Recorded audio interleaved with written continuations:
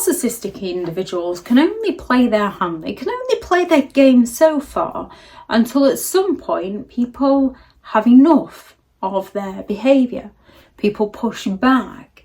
Narcissists often go all out to ignore you when they're not getting their own way, to show you that indifference, to fall silent on you. And you can go all out to chase around after them. They can go all out to insult you. And when you mention it, they accuse you of being too sensitive. Yet the second you stop treating them how you'd like to be treated and start treating them how they treat you, the second you start showing them indifference, the second you don't go chasing after them, respect their silence and leave them to it, they all of a sudden get offended and accuse you of being cold-hearted. With narcissistic individuals, if they've got a new source of supply lined up, they're not usually overly bothered about losing control over you, although they will usually try to keep some form of control there.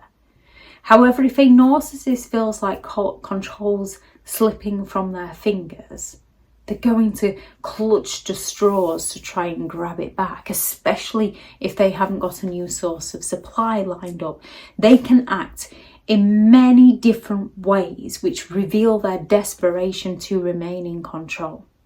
A narcissist can suddenly start bombarding you with love and support and attention and affection. All of a sudden, they can't do enough for you. A bit like in the beginning when they were looking to win you over. From constant text to sudden affection, they'll shower you with attention out of nowhere because narcissistic individuals enjoy that attention. This love bombing is a calculated attempt to pull you back in. What we have to recognise is they wouldn't need to be doing this if they were consistent in their behaviour.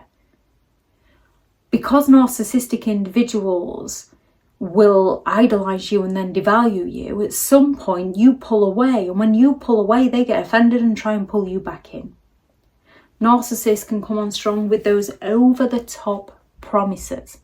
They'll make dramatic promises of change for the future, change in them, things that seem too good to be true, all the things that you've been trying to discourse. All of a sudden they want to do all those things with you.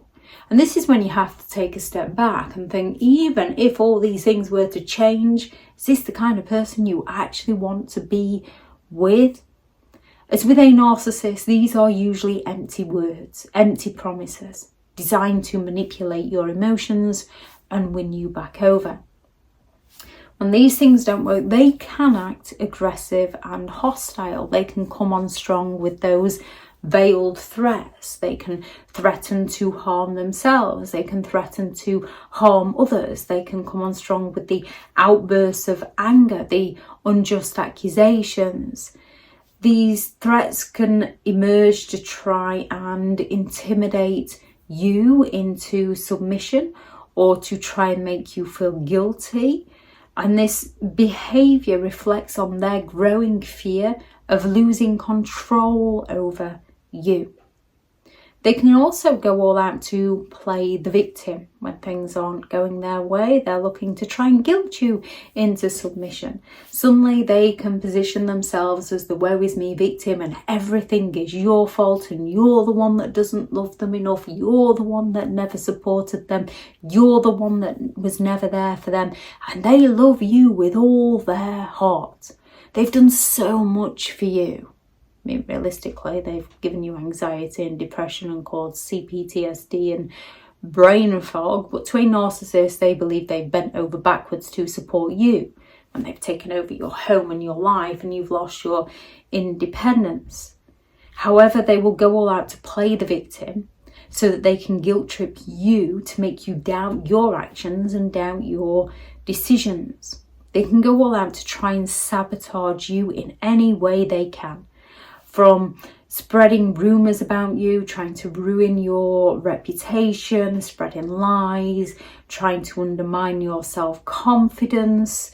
They will attempt to ruin your reputation. So it makes it harder for you to end the relationship with them. They can go playing the victim to others. So they will go all out to recruit other people. They can play the victim to others of how they've got nowhere to go. They can't believe you're treating them like this. They're really concerned about you.